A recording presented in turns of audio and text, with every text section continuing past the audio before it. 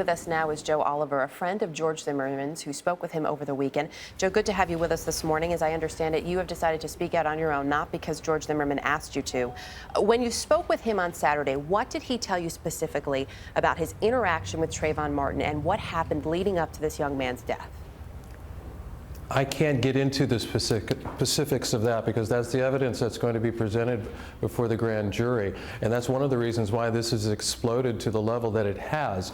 Historically, Florida law enforcement has been very forthcoming with any evidence that they have in a criminal case, particularly when they have an arrest and particularly when they have evidence to make an arrest. Casey Anthony being the point in example.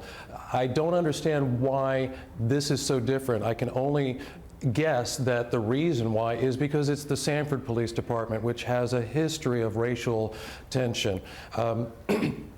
The police chief, Lee, from my understanding, that was part of the reason why he was hired to become the police chief in Sanford, to try and heal the wounds between the community and the police department. And until this incident, it's my understanding that that was happening.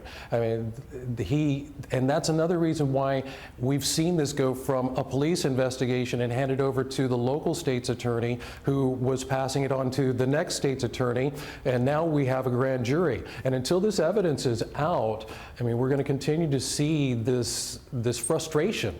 We're all frustrated.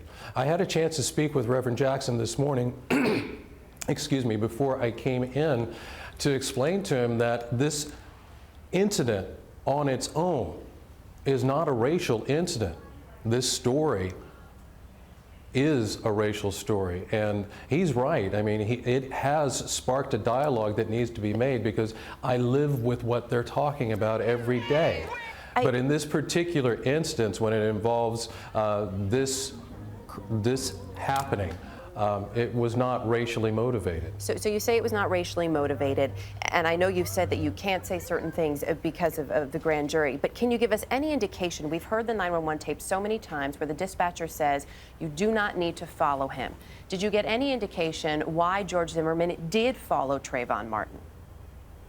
Well, that's just it. We don't know how far or if he actually did follow Trayvon. But did you ask him in your conversation with him when you had that conversation? We don't know.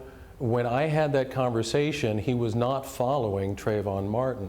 When I had that conversation with him, he had not seen Trayvon Martin before he did that happened, okay? There's a gap from the time that George got out of the vehicle and that the gun went off, that we don't know what happened. And that's the evidence that's going to be presented to the grand jury. The hard part about this is that myself, his attorney, George, he wants to tell Mr. Oliver, may I just ask one question? But he's been instructed not to. Mr. Oliver, one question. Yes, sir. Go ahead. Have you talked to Mr. Zimmerman over the weekend? Did you talk to him over the weekend? Yes, I did, and that's why I'm sitting here now. I talked to him over the weekend because the information that I had received was through his mother-in-law. All right. And I needed it validated in order for me to put myself in the crossfire, because I wouldn't be sitting here if I didn't believe what happened. Thank you for coming.